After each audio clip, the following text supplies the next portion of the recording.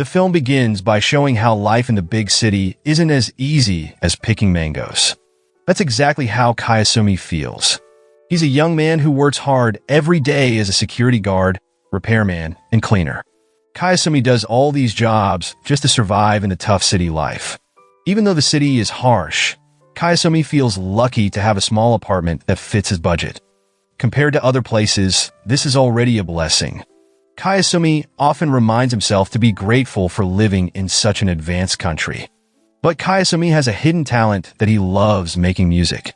If he took his hobby seriously, he could become super rich one day. Every song he creates grabs people's attention. Even though some people complain about the noise, Kayasumi keeps making music because it's his passion. One day, while fixing a neighbor's light, Kayasumi meets Ushio, a kind woman. Ushio compliments his music. Even though she admits it's a bit noisy, she tells Kayasumi that his music helped cheer her up on a sad evening. Hearing this, Kayasumi feels happy. His cheeks turn red, and his heart flutters.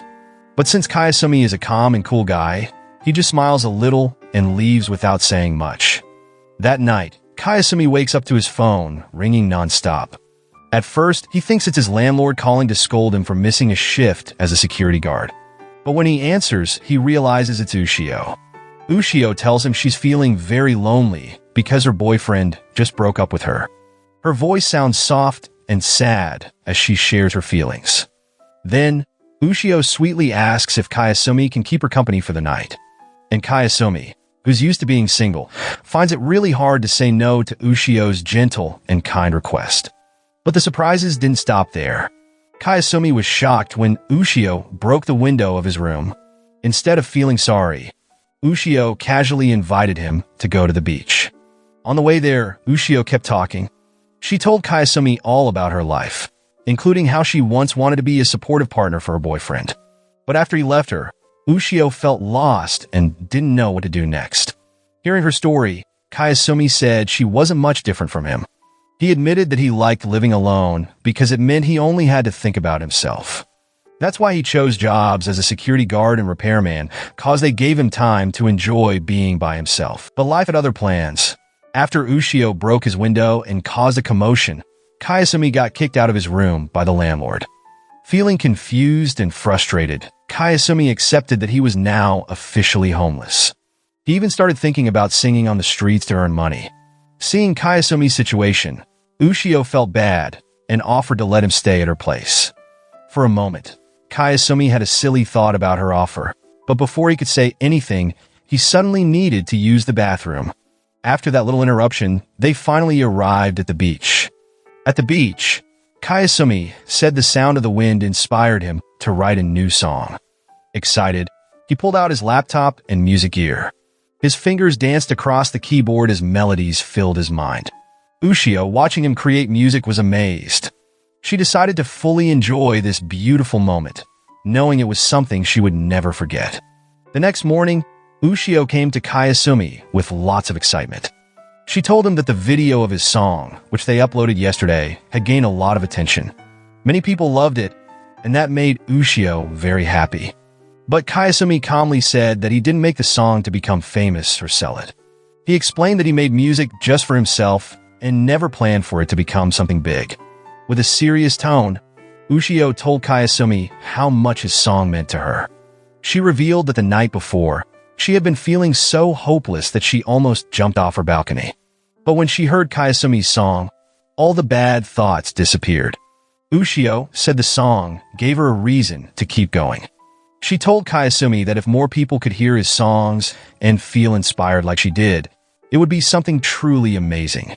Hearing Ushio's heartfelt words, Kayasumi started to think differently and finally agreed to give it a try. Ushio also offered him a place to stay so he could keep making music.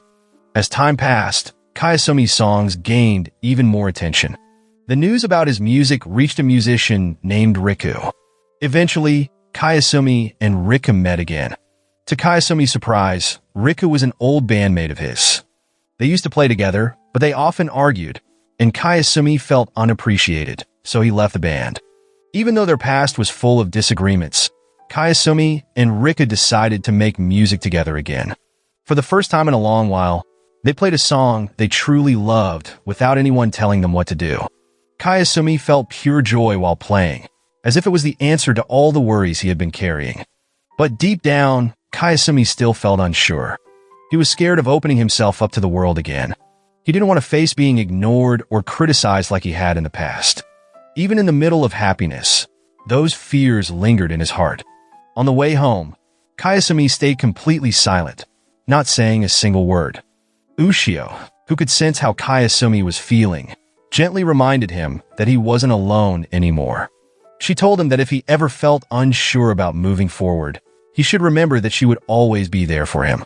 Ushio also said that Kayasumi's song was the best song she had ever heard. Hearing Ushio's heartfelt words gave Kayasumi the courage to finally accept Riku's offer. With excitement, Riku and his producer, Kotaro, started planning their first big concert together. When the big day arrived, Kayasumi still felt nervous about performing in front of so many people. But Riku encouraged him, reminding him of the good times they had at the top of their game. Riku told Kayasumi to stand tall, be confident, and share his music with the crowd. The concert turned out to be a huge success. Afterward, everyone celebrated together. Later that night, Ushio returned to her room, and Kayasumi fell asleep, exhausted but happy. Meanwhile, Riku had a quiet conversation with Kotaro. He handed Kotaro a tape of the first song Kayasumi ever made and began talking about their past. Soon after, Riku shared that Kayasumi had always been a musical genius, even back in high school. He had once believed Kayasumi would play a big role in their old band. But things didn't go as planned. Kayasumi was treated unfairly and eventually kicked out of the band. Riku admitted that he stayed in the band just to survive, but it hurt him deeply to see Kayasumi treated so badly. After years apart, seeing Kayasumi's music gain attention again inspired Riku to dream big once more. Riku asked Kotaro to keep supporting their journey, promising to make something truly special with Kayasumi by his side. The next day, Kotaro went to see the company president to discuss their project. Kotaro apologized if his decision seemed bold by choosing a former band member who now played music on the streets for the project. But to Kotaro's surprise, the president wasn't upset at all. Instead, the president said they saw great potential in Kayasumi. They even promised to invest more money in the band if the project turned out successful. The president also suggested adding a talented musician named Misaki, a former girl band member who now had a solo career. Misaki was known for her versatility and seemed like a perfect fit for the project. The next day, everyone gathered at Riku's house. Kotaro announced that their band would be called Aza, which means blue, inspired by the theme of Kayasumi's songs. Riku added that they would debut once they completed 4 songs for a mini-album. Kayasumi confidently said he already had 4 songs ready to work on. Kotaro also shared the news about Misaki joining the band. Shortly after, the group started their first jamming session. During the practice, Kayasumi looked happier than ever, fully enjoying every moment. He seemed completely different from the Kayasumi that Ushio first met. But as she watched Kayasumi's joy, Ushio couldn't help but feel a strange sense of loss. It felt as though Kayasumi was slowly drifting away from her. Even though it made her a little sad, Ushio tried to accept it, wishing only happiness for Kayasumi. Later, when they returned to their rooms, Kayasumi asked Ushio why she left practice early. Ushio simply said she wasn't feeling well. That night, Kayasumi decided he couldn't stay at Ushio's place anymore. He didn't want to bother her. Riku offered Kayasumi a room at his house, and after some thought, Kayasumi agreed. Ushio didn't say anything about his decision. She just stayed quiet. Days went by, and everything seemed to be going well. As the song sold out and brought the band great success. But deep inside, Kayasumi felt an emptiness that he couldn't ignore. One day, he asked Riku if he could visit Ushio's place again. When Kayasumi got there, the place was empty.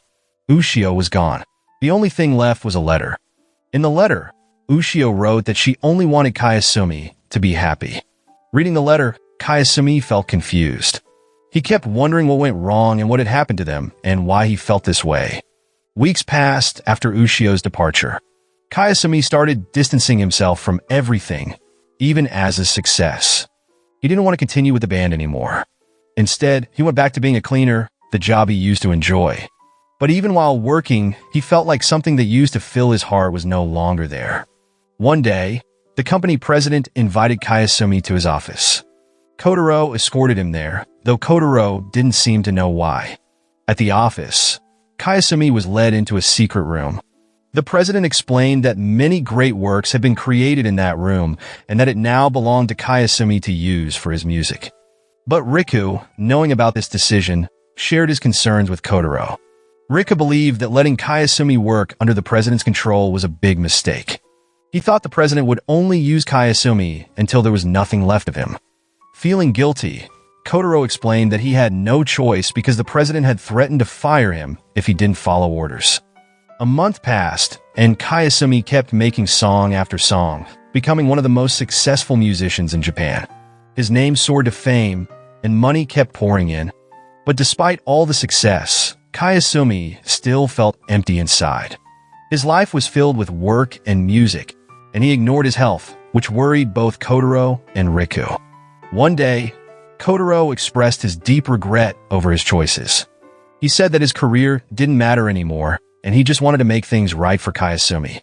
Kotaro then convinced Riku to help him find Ushio. After a long search, they finally found her. She had returned to her hometown and was working at her father's small shop. Ushio explained that she no longer had a reason to stay in the city, so she decided to go back home to start fresh and find a new purpose in life. Then, Riku immediately asked Ushio why she left so suddenly. Ushio stayed quiet for a moment before answering, her voice trembling. She admitted she felt jealous of Riku and Kotaro. She said she often felt ignored by Kayasumi. Even though she tried to accept it, the feeling still hurt. Ushio felt like Kayasumi didn't need her anymore. Unlike Riku, Kotaro, and Misaki, who had talents that helped Kayasumi's career, Ushio believed she was just a burden to him. After hearing Ushio's explanation, Riku gently told her that she didn't truly understand how much Kayasumi cared for her. He explained that Kayasumi always needed her and that she was an important part of his life. Riku shared that the album Aza had released was proof of how valuable Ushio was to Kayasumi. He added that their newest songs reflected Kayasumi's deepest feelings for her. Hearing this, Ushio couldn't hold back her tears. She regretted her selfish decision and never realized how deeply Kayasumi felt about her. After their conversation, Riku told Kotaro that the president had been pushing Kayasumi too hard. He explained that Kayasumi wasn't the kind of person who could handle such pressure without breaking. Realizing this, Ushio decided to return to Kayasumi's life, hoping to bring him some comfort and a fresh start. That day, Kayasumi performed at a concert with his band, but his empty expression didn't go unnoticed by his friends. Ushio, worried, tried to reach out to him, but it was as if her words and actions couldn't reach Kayasumi, who seemed lost in his own world. Later that night, Ushio, Riku, and Kotaro went to the office to find answers. There they met Misaki. Misaki explained that Kayasumi had become trapped in his own world, overwhelmed by the pressure from the president. But Ushio refused to give up. She insisted on seeing Kayasumi, believing he could still return to the person he used to be. Handing Ushio a key, Misaki said, "If you manage to bring Kayasumi back, don't forget about me." With that, Ushio and the others set out, determined to help Kayasumi find himself again.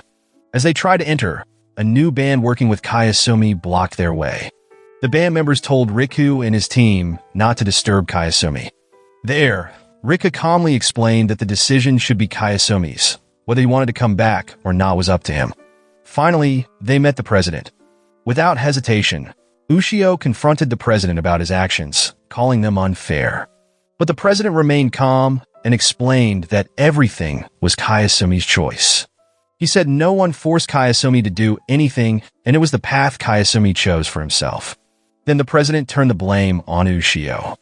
He said that everything happening to Kayasumi was because she left him.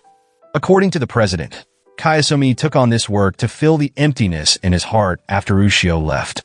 The president explained that the world of music Kayasumi had created became his source of happiness.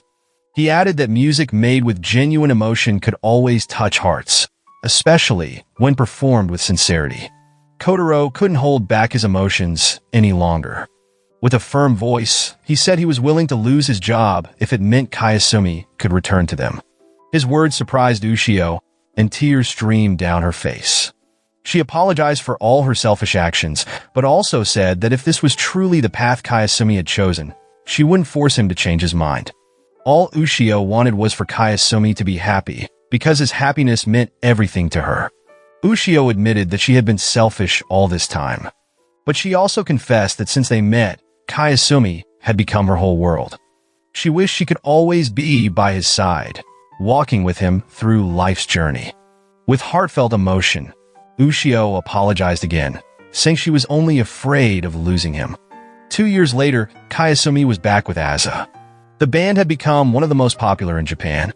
Under the label founded by Kotaro and Ushio, Aza's name spread far and wide, inspiring young people all over the country. With Misaki, Riku, and Kayasumi creating music straight from the heart, their songs touched the lives of thousands. Now, Kayasumi lives a happy life. He no longer feels empty, alone, or haunted by his past worries. His heart is filled with the pure love of Ushio, who stands by him every step of the way. And with that, the film ends. The moral lesson from this film is breaking windows may ruin your room, but it might just open the door to fame, love, and a weird trip to the beach.